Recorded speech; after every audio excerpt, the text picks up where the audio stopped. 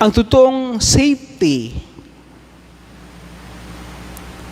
iyo ang buhay na ding kasagkoran. Kaya di si Jesus natatakot sa makapangyarihan ng mga iskriba asin pariseyo. Tamaski sisay digdi sa kinawan, di kita kayang ikaligtas. Maski anong teknolohiya, di kita kayang ideya sa totoong safety. Hanggang uya kita sa kinaban, magagadan kita. Daining puwersa, daining teknolohiya, daining kagamitan na ikakaligtas kita pag ginusto na ning Diyos na pabarikon kita sa inya. Pag binawi na ning Diyos ang buhay ta, hanggang uya kita, maski inanong ingat, maski inanong tago, maski saing kita magpunta, maski inano kadakoy ning sa imong imo, pag oras mo na babagion ka na ning Diyos, maski sain ka pa magsuksok, magagadan kita.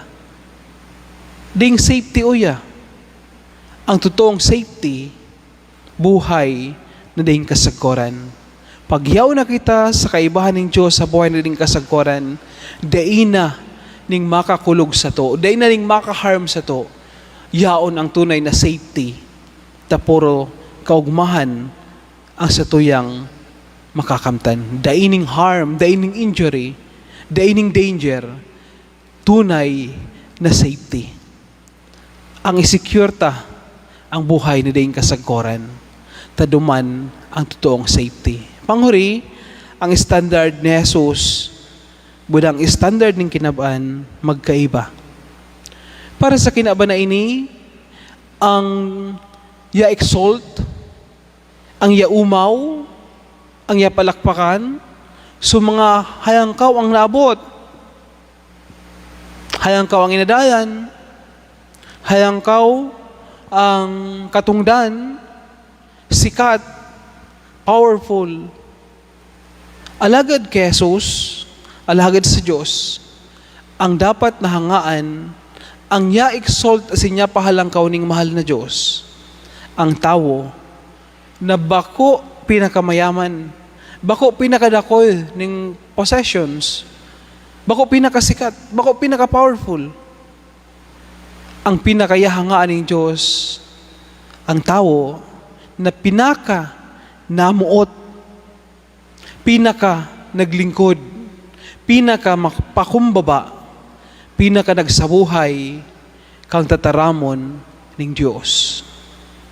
Di ka hapoton ng Diyos, ilano ka dakoy ang yaman mo, hapoton ka. Namuot ka sa Diyos, namuot ka sa kapwa, lalo na sa mga pobre. Di kahapoton ng Diyos, ano ang naabot mo? Ano ang pinakahayangkaw na kapangyarihan na nakuha mo? Bako, hapoton ka ng Diyos, naglingkod ka? Sisay, o ano kahayalom, kasinsero, katotoo ang paglingkod na ginibo mo? Di kahapoton ng Diyos, inano ang kapangyarihan mo? Inano ang success na naabot mo? Kundi hapoton ka, inano mo sinabuhay ang tataramo ng Diyos. Ang hayangkaw, ang sikat, ang great sa mata ng Diyos, ang mga namuot, ang mga naglingkod, ang mga nagsabuhay kan sa iyang tataramon.